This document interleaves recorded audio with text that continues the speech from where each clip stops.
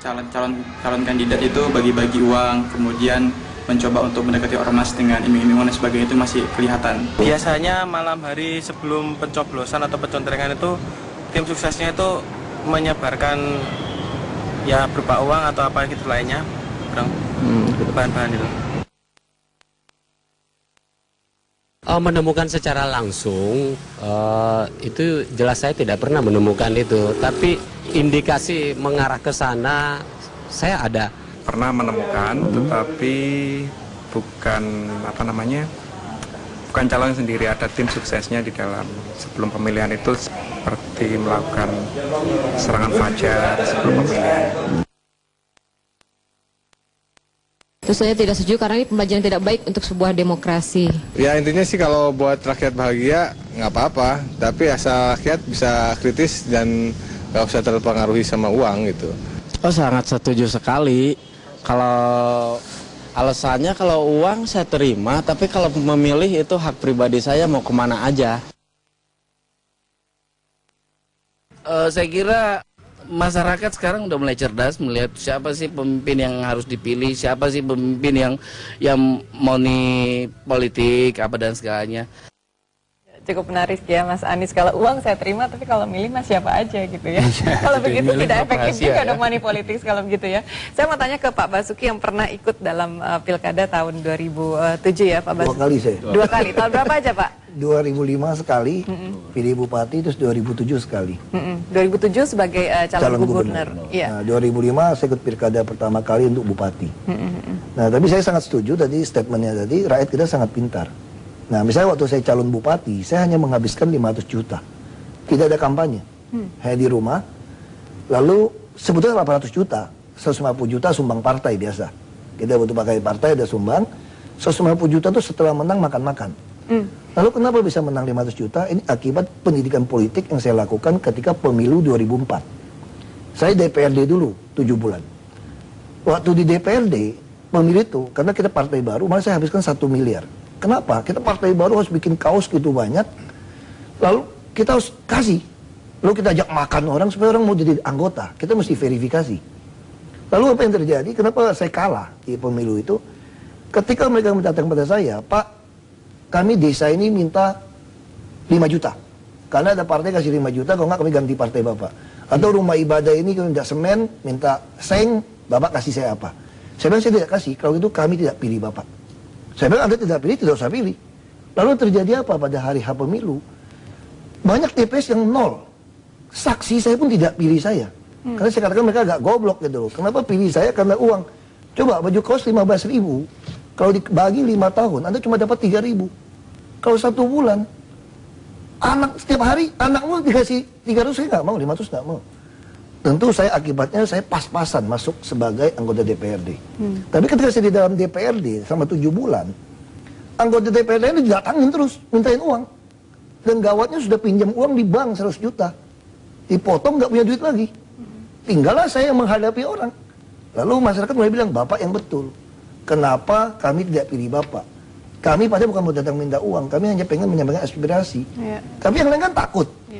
Pada saat itu mereka mengatakan pada saya, Bapak calon bupati saja, Pak.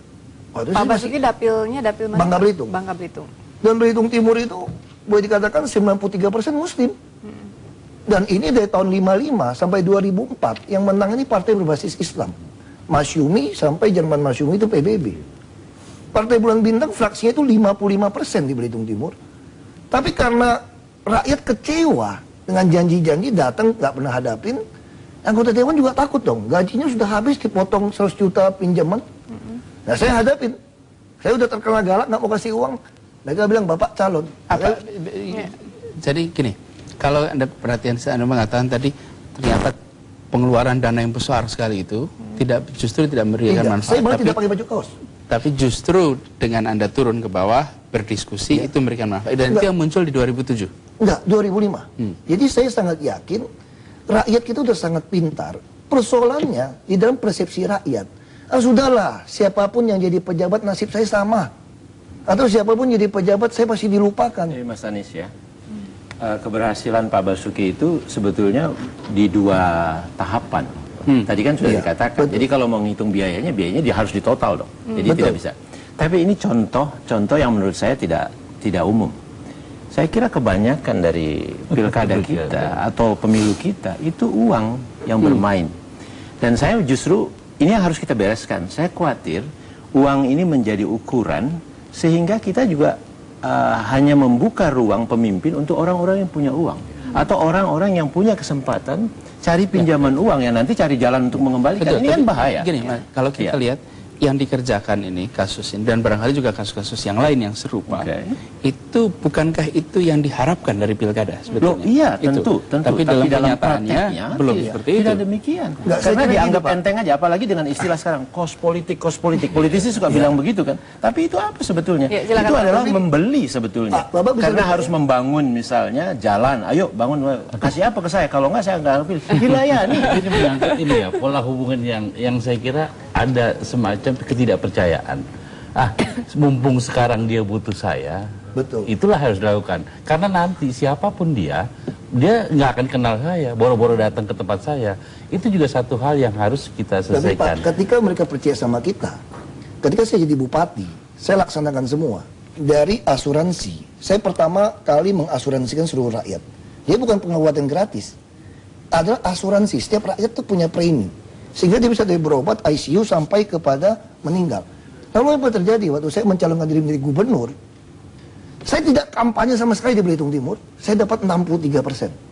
Ketika saya jadi bupati hanya 37,2%. Lalu saya habis berapa Pirgub? Saya habis 6 miliar lebih. Kenapa? Karena 7 kabupaten kota kita bayar saksi dan partai. Partai itu saya pakai 12 partai. Mereka tentu dia mesin politik. Persoalannya saya katakan, demokrasi tidak bisa menghindari kita mengeluarkan uang. Persoalannya bagaimana kita menstop penawaran ini. Orang keluar uang, kalau dia tidak kembali modal. Istilah di kampung saya kampung Laskar Pelangi Pak. Tidak ada ayam yang tidak suka matuk beras Pak. Ayam sakit. Semua orang mau uang. Lalu kenapa saya tidak mau dapatkan uang ini? Saya sudah keluar uang. Saya selalu katakan, kalau saya bagi 1 miliar saya kepada rakyat miskin, 1 orang 500.000, saya hanya 2.000 orang 1 hari selesai. Tapi dengan 1 miliar saya menjadi bupati, saya menguasai 400 miliar untuk kesejahteraan rakyat. Jadi saya untung di sini. Nah lalu kenapa? Persoalan kita sekarang coba lihat, mana ada mantan bupati, mantan gubernur yang miskin.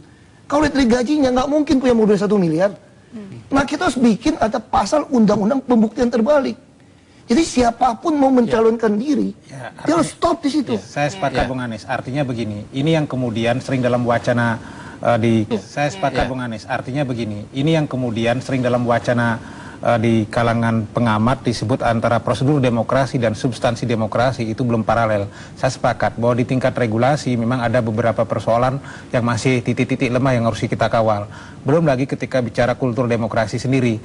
Dalam konteks ini saya kira media televisi dengan daya sedot yang sangat luar biasa itu akan punya pengaruh dalam rangka untuk membangun popularitas, elektabilitas seseorang, dan ketika salah kemudian memilih orang maka posisi-posisi seperti ini yang akan terjadi. Tapi harap juga dicatat bahwa di banyak tempat tidak semua seperti itu. Ada sejumlah kepala daerah yang bahkan tidak bermodal apa-apa, integritasnya bagus tetapi punya media punya pemihakan yang jelas di situ, kemudian dia terpilih. Saya tidak ingin menyebut beberapa daerah sehingga tidak terlalu subjektif.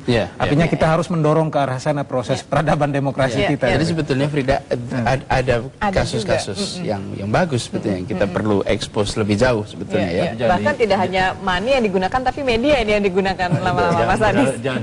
Jangan bermodal kasus menurut saya. Kita harus dorong. Adanya pionir. Orang yang berani maju ketika dia tidak punya uang. Baik, kita lanjutkan lagi diskusinya tapi setelah jeda pariwara berikut ini. Pemirsa, Save Our Nation masih akan kembali, tetaplah bersama kami.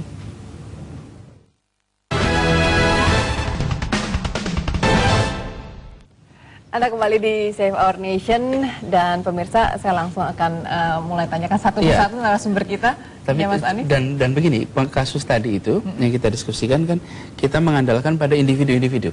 Ada orang seperti Pak Basuki nih, mau melakukan terobosan-terobosan, pendekatan baru. Tapi solusinya kan kita tidak bisa profetik berdasarkan orang, tapi harus buat sistem terinstitusionalisasi. Tadi Pak Ferry katakan harus ada pionir. Itu pionir dalam hal apa Pak Ferry? Bisa dideskripsikan?